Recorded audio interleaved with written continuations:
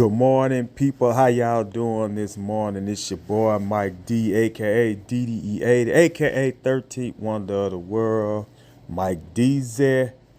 So nice to hear from y'all on this cloudy Tuesday as we get ready to go into the month of June soon. Shout out to the Point Place family. Shout out to Bobby Reezy. Shout out to M Breezy. Shout out to Naya Naya. Shout out to my sister. I love all y'all. Thank y'all for tuning in on The Point of View. You can catch The Point of View on Spotify as well as YouTube. Thank y'all for coming through, listening, listening to me. Updates. Starter kit coming soon. I know that for sure. Also, ladies and gentlemen, go out there, support the boys in the music game, support them as they, bring music to everybody that you can enjoy listening to. Also, ladies and gentlemen, thank you again for listening to the Point of View Sports Pod. I appreciate y'all very much. Let's get started with the Point of View. First of all, I want to talk about the NBA playoffs. Last night, the Boston Celtics eliminated the Indiana Pacers, but it wasn't without a fight. The Pacers were a tough team. Even though they got swept, they've been close in the last two games they played in Indy. And I think they took one game in Boston to overtime. So, it wasn't, even though they got swept, they still played hard. Of course, Halliburton wasn't playing, but O'Connor and all those other boys that were out there playing, Siakam, Turner, Smith, all those boys that played for the Pacers, Toppin, they got a nice little squad there, man, that can make some noise next season, man. Halliburton got hurt. And, Rick Carlisle, who is the coach of the Indiana Pacers, was not able to get those boys where he needed to get them. Boston, man, looked like they were going to lose this game. But Boston was able to come back in the clutch. And Jaylen Brown, who is the East Finals MVP, he deserves it. Like I told you guys before, the moment has been bad for Jason Tatum, but it's been great for Jaylen Brown. I think Jaylen Brown is going to still have that same mentality as going into the NBA Finals. They have got to win this season. They got to win the championship this year. It's just that plain and simple. They got to win the championship this season. When they go into the finals, either they're going to play either Minnesota or Dallas, which I think is going to be Dallas. They've got to beat Dallas because Kyrie Irving is coming for them. Luka is coming for Tatum and Brown. Hey, it's just that simple, man. Tonight, the Dallas Mavericks got a chance to sweep the Minnesota Timberwolves. In my mind, and I'm going to say this, I think the Timberwolves could possibly spoil their sweep by winning tonight, because the way that Ant-Man and the way that, the others except for Karl-Anthony Towns, Ant-Man seems confident that they got a shot.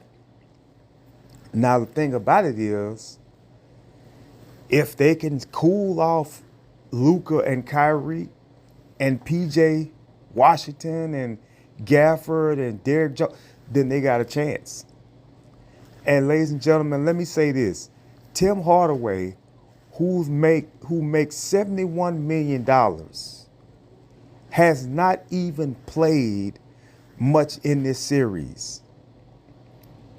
And I don't know why Jason Kidd's not playing him. I guess he doesn't need him in this series or whatever. But I think you're probably going to need him in the finals. That could possibly be it. Jalen Green as well, one of those guys got bumped out. But He's playing a little bit, but man, I don't know who.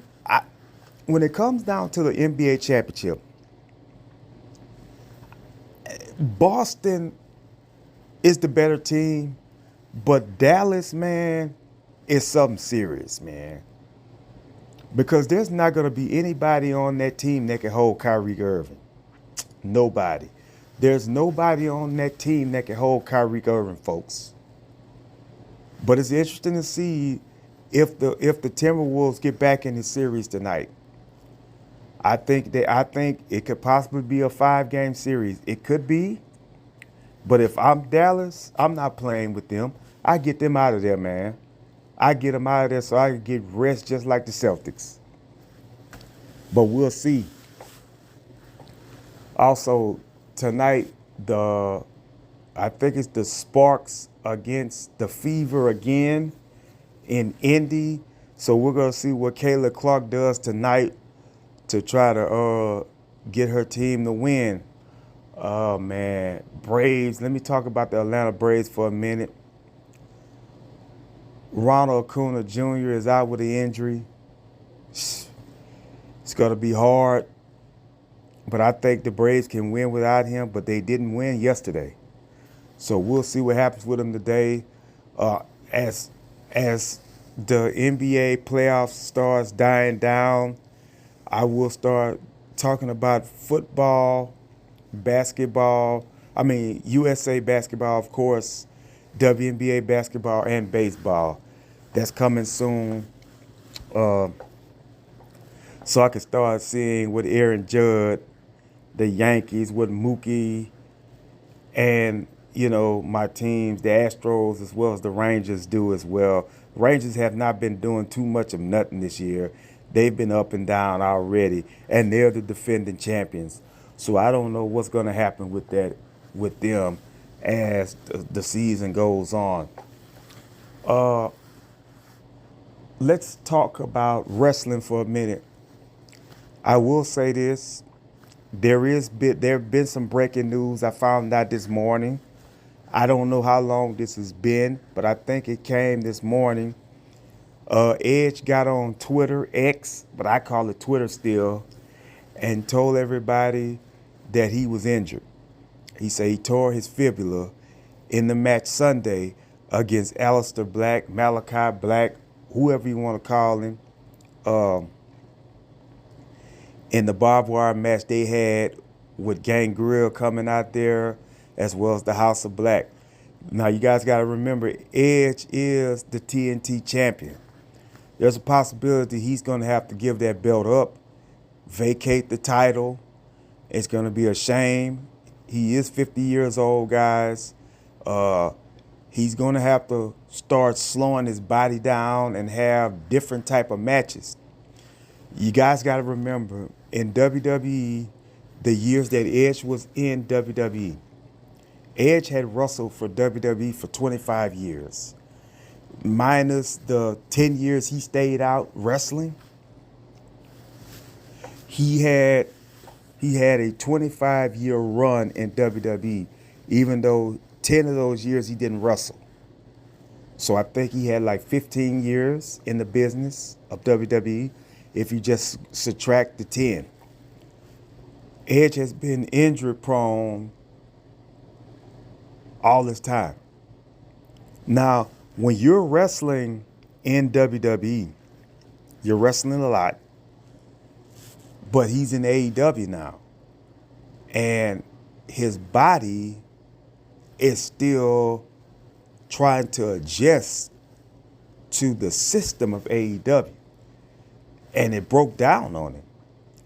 And don't get me wrong, there's a lot of injured wrestlers in AEW right now. A lot of them. I don't know when Britt Baker, DMD, I don't know when she's coming back. The doctor, I don't know when the doctor's coming back. Somebody else is injured as well. Adam Cole, he's still injured. They've got a lot of guys that are wrestling injured. Bryan Danielson's injured. Darby Allin was injured. The Elite, beat Team AEW. There's a lot of guys that are injured in the business, but this is gonna be a bad make for them, because now you're going to have to make a new TNT champion, and that TNT champion is going to be somebody that they see could have a chance. Kyle O'Reilly would make a great TNT champion if they wanted to put the title on him. So we'll see what happens with that as the missing pieces go along with that there as well.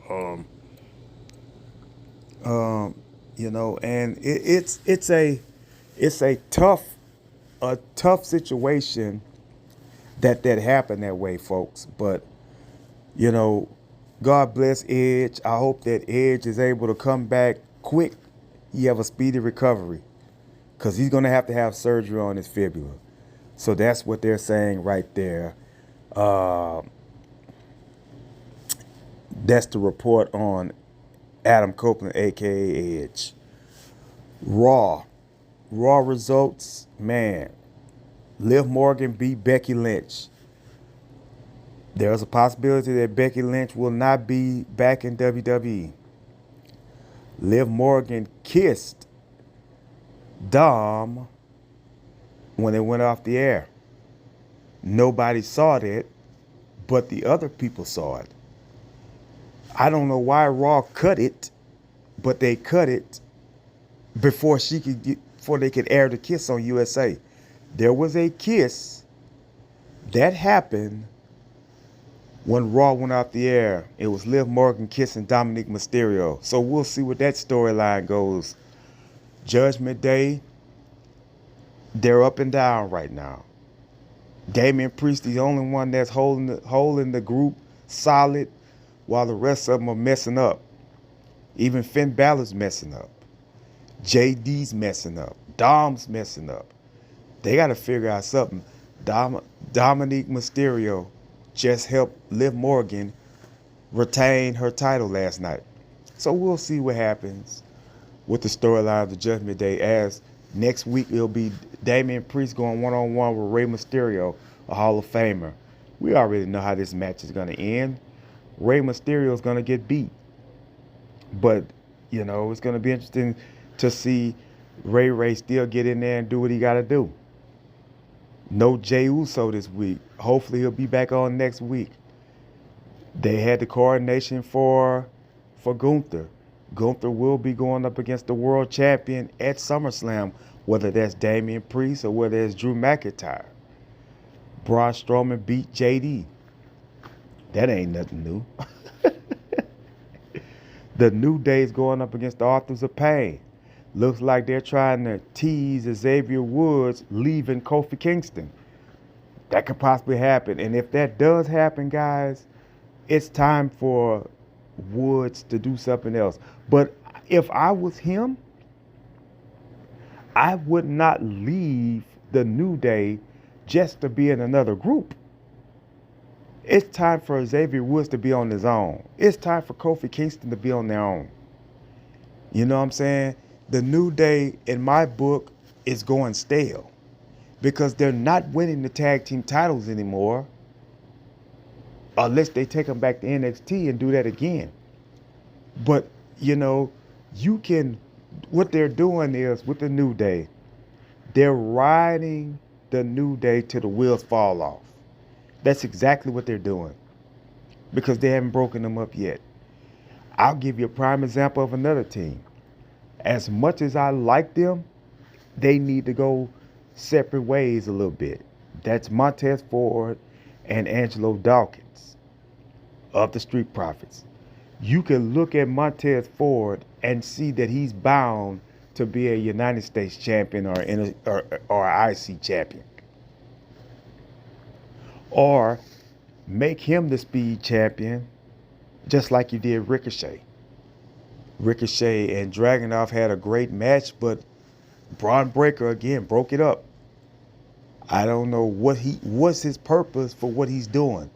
They're trying to make him a BA, but put him in the ring for a title.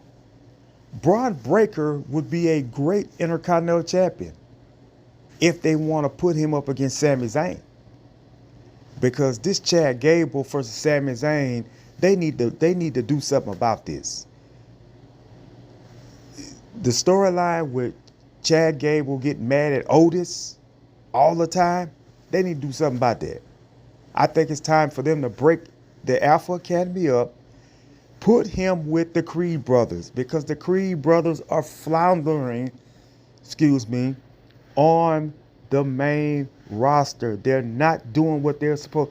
Everybody thought that the Creed brothers were coming in and were going to make noise. At first they were, but after they lost that tag team match to the Judgment Day, they ain't been doing nothing. The tag team champions was not even on Raw this week. The Awesome Truth, they weren't even on there.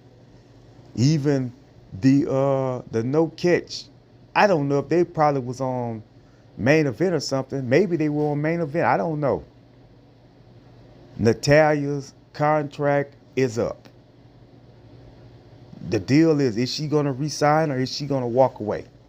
That's a thing that WWE's trying to figure out. Becky Lynch contract is up on June the 1st. She's a free agent. And there are reports saying that she has not re-signed with WWE. Where, if she does leave, guess what's going to happen? She's going to be off the scene for like 6 or 7 months. There's two things that are going to happen here. She's either going to go into Hollywood, which I think that she has aspirations to go into Hollywood. That's one thing. Actually, it's three things. There's two other things she could do, She can either go to AEW, team up and fight Sasha Banks, Mercedes Moné. That's the second thing. Guess what the third thing is?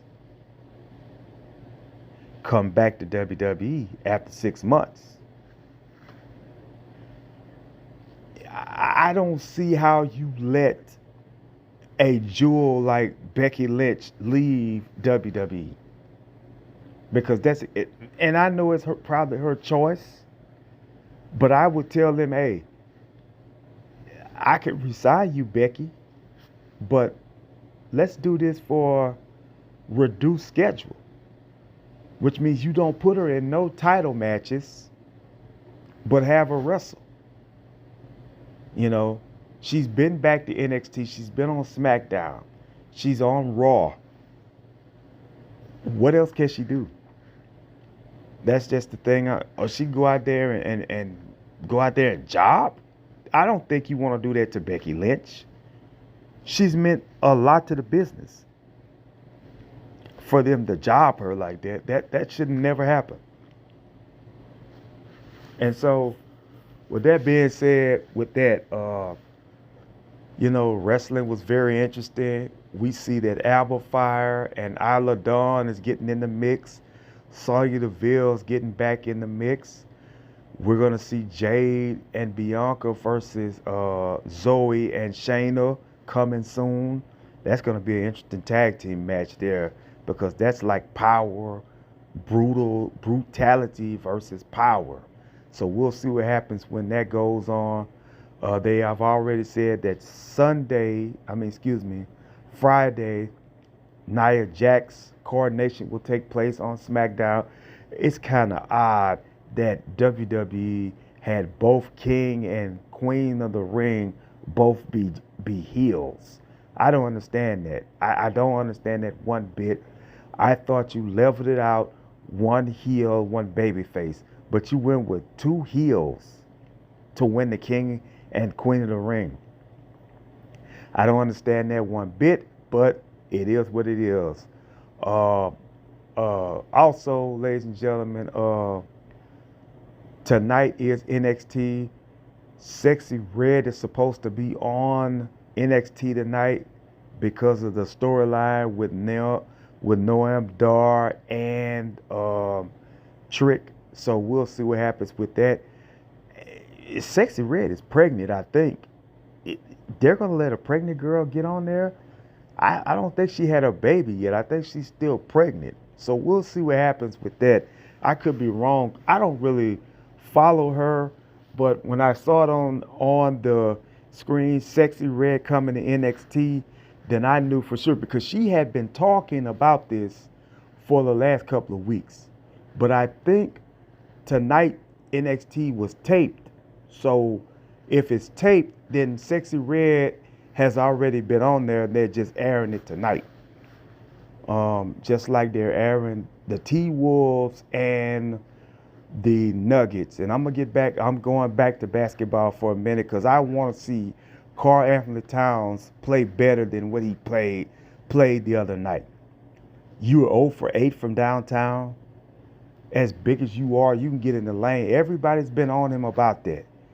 But I want to see him play better. If you lose tonight, do not lose because of you. Lose because the circumstances was just not in your hands to handle. You know what I'm saying? Leave it out on the floor like Stephen A. say. Or like LeBron say. Leave it out on the floor when you don't win. Leave it out there on the floor. And live with the results. If the results are good, then you win. You extend your season and the series. But if you lose, you go out on your shield. Hey, we tried, but we just couldn't. Dallas was just better than us. And they are better than you guys right now because they've beaten you 3 straight times. Twice in your building and twice and once in Dallas. You know what I'm saying? So you got to think about that, you know. And this is a 3rd seed. You are what, the 3rd seed? And these guys are like, what, 5th, 4th, 5th, something like that? Dallas, 4th, 5th? I can't remember what they were. I think they were 4th or something in the league because they went to Minnesota first. And that's just, man, that's kind of hard to see a Minnesota team lose like that to Dallas and lost 3 straight games. But there's also a way, like last year with Miami and Boston. Miami was up 3-0 on Boston. Boston came back and made it a Game 7, but they just couldn't win Game 7. So we'll see what happens as the moving pieces go into this situation, and especially into this series, because I want to see what the Timberwolves do tonight, because they're going to have to do something different. I think you're going to have to go with small ball. I think Rudy Gobert he should not be needed in this game. He probably not going to be needed because the way that Dallas is playing, they're playing small ball. And I remember that's what the Warriors were doing to the Clippers when DeAndre Jordan was playing. He was out of sync. He didn't know how to. He couldn't handle the small ball they were playing, having Draymond Green as the center. And that's just the thing about it, man. You know, you look at it and you say, hey, this is what it is. So we'll see what happens with that as well, man. Oh,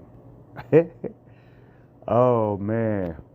Moving pieces going along, folks. And for you all, you guys enjoy your day. I'll be back on. I'm finna take a 2-minute break, and I guarantee you guys, part 2 of the point of view is gonna come up with the King of the Ring. There's also another one that somebody asked me about doing, and that's the one with the top 20, you know, championship duos like Jordan and Pippen, Kobe and Shaq, LeBron and Kyrie, LeBron and D Wade, LeBron and AD, Rip and Chauncey, you know, D Wade and Shaq, you know, all that's also a pod coming up soon. Duncan and David Robinson. Yeah, it's gonna be interesting. We talk about that. Steph and Clay. Where are they on my list? Oh yeah, and I will do that sometime this week as well. But until then, I'll be right back with you guys. God bless you. God keep you. Love you. Yo, I'm back. I'm back, ladies and gentlemen. I'm back with this special podcast, man.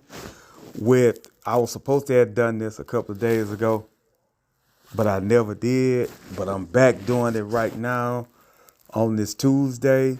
It's called My Top 20 King of the Ring Winners. There was a lot of them, though, guys. I ain't gonna lie to you.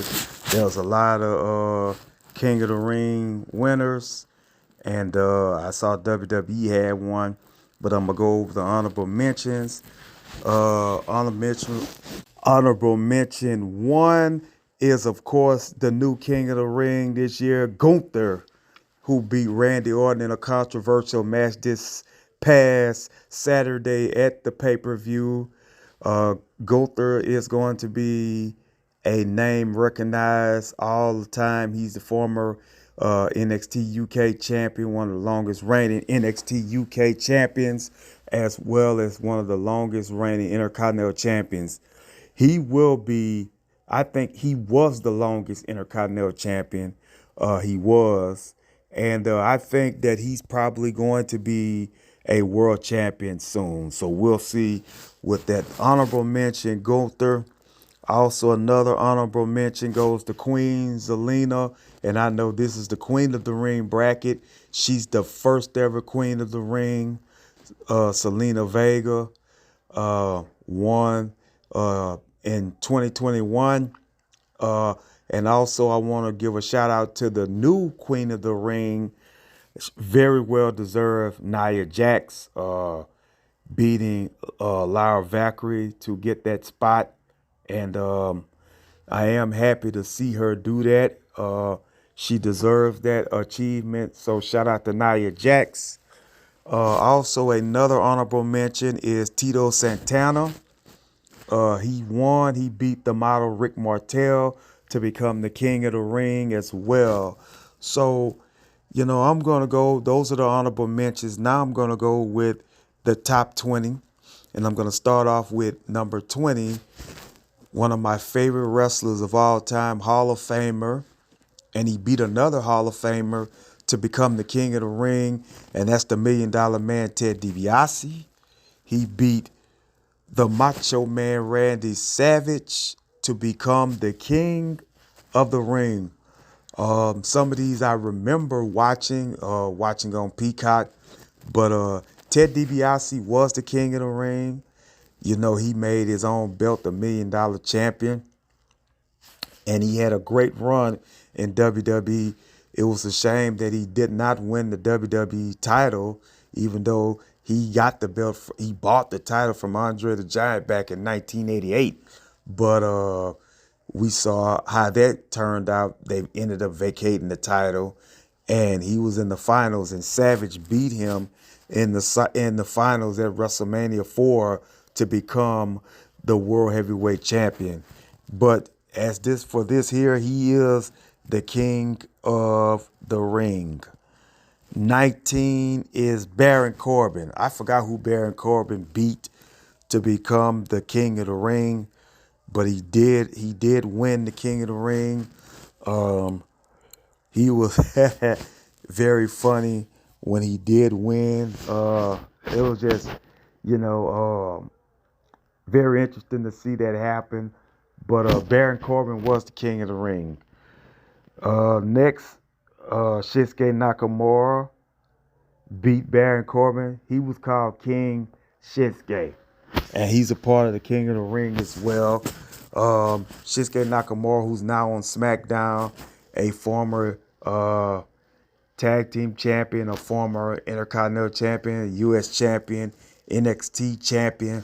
So Shinsuke Nakamura, who's still on the roster, they just ain't got nothing for him right now. But other than that, he deserved his place to be called king.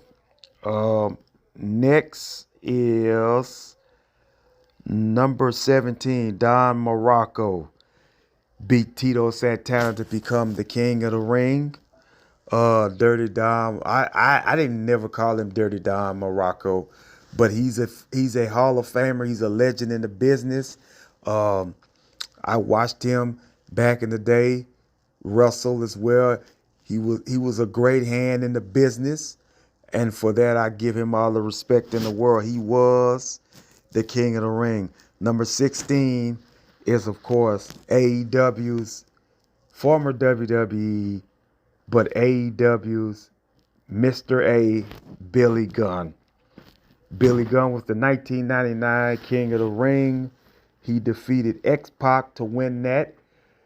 He's a former Intercontinental Champion. I think he was a hardcore champion, and as well as one of the one of the greatest tag team champions of all time. Of course, he was tag team champion with the Road Dogg, Jesse James, but he also was a tag team champion with Bart Gunn as well.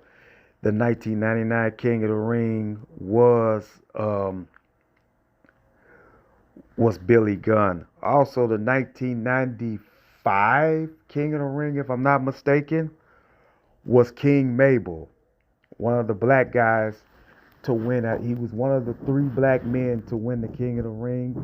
King Mabel beat Savio Vega to become the 1995 King of the Ring. I don't think he did anything. I think he just had the mantra of being the king. I don't think he won anything. I don't know if he was tag team champion or not. I don't remember, but I know he did win the King of the Ring. Congratulations to him. Also number 14. I'm afraid I got some bad news. Bad news. Barrett won the King of the Ring by beating Pac. We call him Pac in AEW, but in WWE, it was Adrian Neville, former NXT champion. Wade Barrett did beat him in a finals to become the King of the Ring. Things like that. Wade Barrett, a former 4-time Intercontinental champion, something like that. I'm afraid I got some bad news. You can watch him on Fridays with Corey Graves on Friday Night SmackDown calling action. So shout out to King Barrett, Wade Barrett. Number 13, I don't know why he's low on my list, but he is low on my list. The late great Owen Hart. He beat Razor Ramon to become the 1994 King of the Ring. Owen Hart, a former tag team champion, Intercontinental champion, European champion, which I hope they bring that belt back one day to WWE because I love the European title. Love seeing people fight for it. Owen Hart was a treasure in the business. You know, it's kind of sad that it's been almost 25 years since he passed at that pay-per-view Over the Edge. And AEW is still, showing him love now by, his wife, former wife, widow, Martha Hart, giving AEW the reins to have Owen Hart tournaments and things like that in the company. I think now that since Vince McMahon is no longer in WWE like that, I think that Martha Hart should want Owen to be in the WWE Hall of Fame now because Triple H is over it. It's not Vince's call anymore. So we'll see what happens with that. But Owen Hart is number 13. Number 12 is Sheamus. He beat John Morrison to become the 2010 King of the Ring, if I'm not mistaken. Everybody knows Sheamus, his bylaw. Man, Sheamus is a former WWE champion, former World Heavyweight champion, U.S. champion, tag champion, Royal Rumble winner, Money in the Bank. You know, Sheamus has had a lot of accolades. He's got a lot of accolades in the business, and he's still going on. But congratulations to Sheamus for winning the 2010, King of the Ring. Number 11 is William Regal. He beat CM Punk to become the 2008 I think it's 2008, King of the Ring, William Regal. Self-explanatory. He's a former Intercontinental Champion, a former I'm not a United States champion, but a former European champion, a former tag team champion. Uh, was the general manager NXT. William Regal is there, you know, and he beat one of the best in the world, CM Punk, to become the King of the Ring. Number 11 was King William Regal. And by the way, before I get off of him, his reign was very, very crazy because at one time he was the Intercontinental Champion and the General Manager.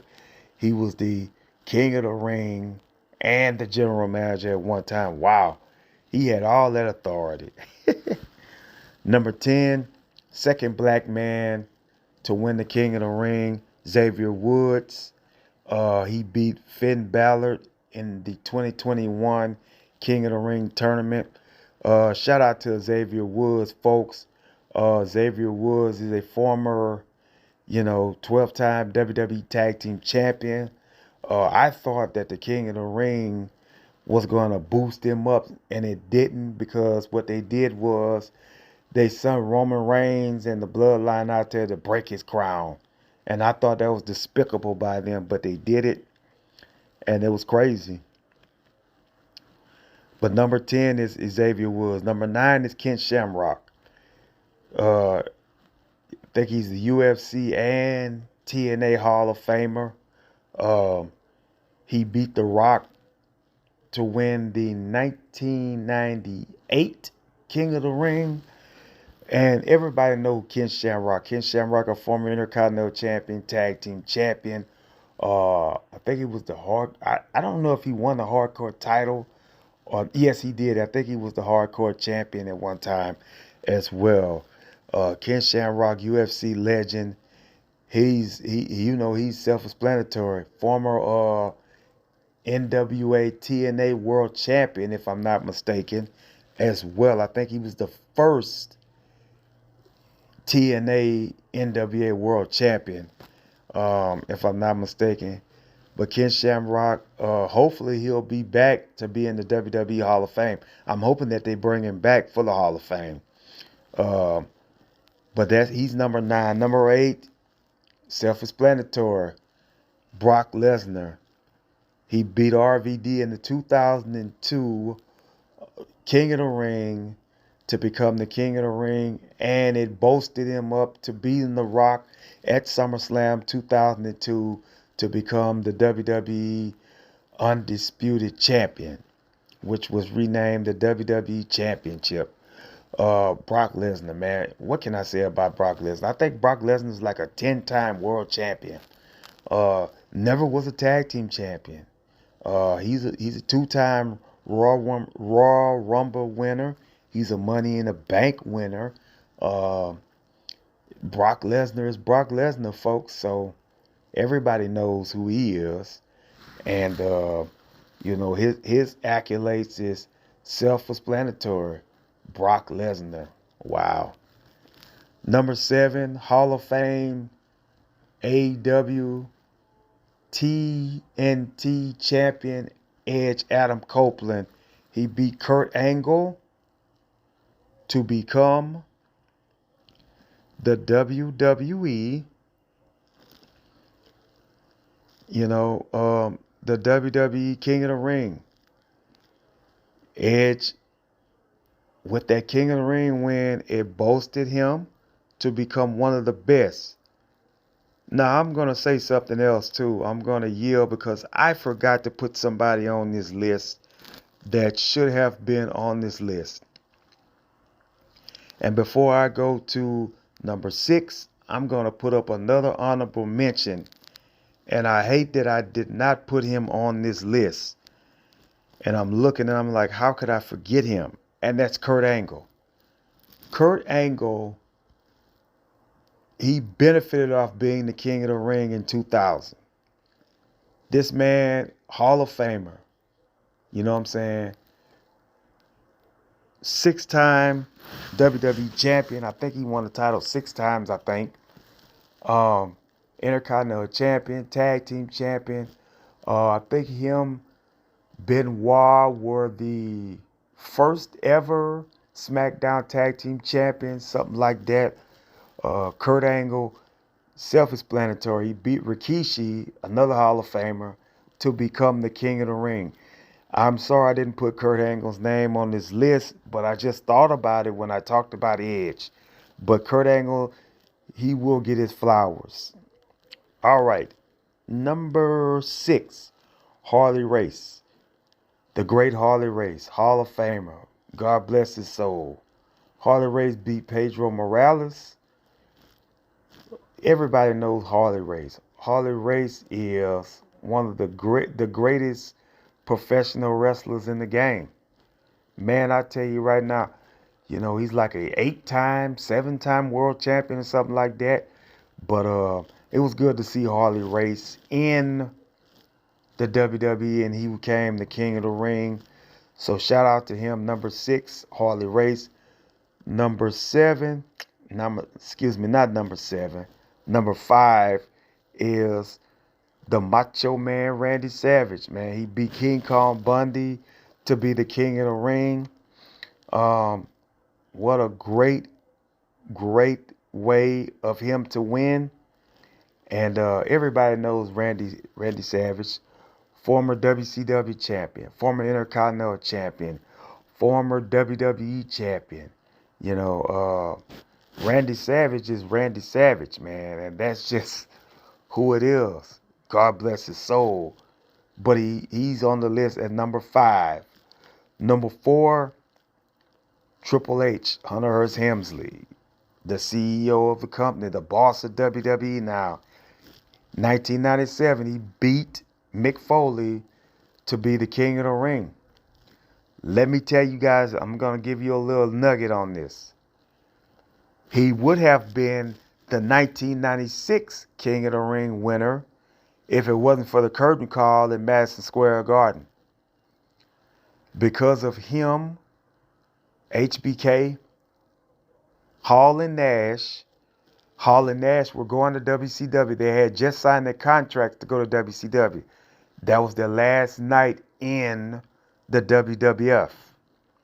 So when they did the kayfabe hugging and all that there in Madison Square Garden, Shawn Michaels and Triple H were still under contract with WWE. So Vince McMahon called them into the office, and he couldn't punish Shawn Michaels because Shawn Michaels was already the champion. He couldn't punish Hall and Nash because they were already going to WCW. So guess who gets the burn of this? Exactly, Triple H. Triple H was favored to win the 1996 King of the Ring. But because of the curtain call, he had to go through a year of being a jobber. He went from winning it to losing in the first round. But he paid his dues, and now look at him. One of the greatest wrestlers of all time. He won every belt in WWE except for the United States title and the hardcore title. Tag team champion, WWE world champion, WWE champion, Intercontinental champion, European champion, 2-time not Hall of Famer. He's a Hall of Famer, but 2-time Royal Rumble winner. So that's Triple H for you, and he's the boss. So now you see that was just a slap on the wrist for him. But he would have been the 1996 King of the Ring if he wouldn't have did the situation with the curtain call. That's number 4. Number 3, Bret the Hitman Hart, 2-time WWE Hall of Famer, WCW champion, WCW US champion, WWE Intercontinental champion, tag team champion, both WCW, WWE. He beat Bam Bam Bigelow to win the King of the Ring in 1993, but the coronation got destroyed because of Jerry the King Lawler. But he also won the King of the Ring in 1991. So here's the deal. He is the only two-time King of the Ring champion, Bret the Hitman Hart. He beat IRS in 91 and he beat Bam Bam in 1993. So when I say this, I tell you like this here. Bret Hart should have been number one on this list, but he's not. Because I got two more interesting guys on this list that I think you will agree with me on. Number two, the third and only black King of the Ring winner, King Booker T. He took the King gimmick and took it to unforeseeable hype and places. Champion of champions. Let's talk about Booker T for a minute. He beat Bobby Lashley to win. But let's talk about Booker T. When Booker T won the King of the Ring, he became the world champion at the pay-per-view after he won by beating Rey Mysterio because of Chavo Guerrero. 2006 King of the Ring is Booker T. Queen Sharmell was right there with him. And I'm not going to talk about all the queens in the business, but every king had a queen, most of them. So let me talk about the accolades of Booker T. 5-time WCW champion. 6-time world champion. TV champion. Like 12-time tag team champion. United States champion. WWE. I think he won it like 2 times. Intercontinental champion. Book was it, you know. Like I said, champion of champions. Booker T had one of the greatest reigns as the King of the Ring. Trust me when I tell you that. Also, ladies and gentlemen, Booker T's number 2. But can I talk about who's number 1? Stone Cold Steve Austin, the 1996 King of the Ring champion. Just imagine if Triple H would have not did the curtain call. If he would have never got punished for the curtain call. Austin 316 would have never hit the scene like it did. And everybody know who Stone Cold is. And Stone Cold beat a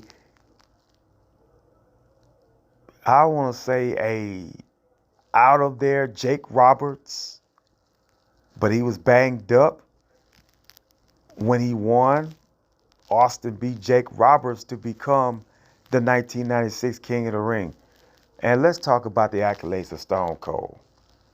WWE champion, Intercontinental champion, tag team champion, WCW US champion. I think he was also the TV champion, WCW tag team champion, 3-time Royal Rumble winner. Man, Austin is it. And this in WWE came from him being a part of the King of the Ring. So there you have it, folks. I did it all in a sham within 24 minutes. I talked about all 20 King of the Ring winners plus honorable mentions. So if you like my list, let me know in the comments. Or if you figure out that I forgot somebody, or if you want to share your King of the Ring list, put it in the comments. God bless you. God keep you. I'm out.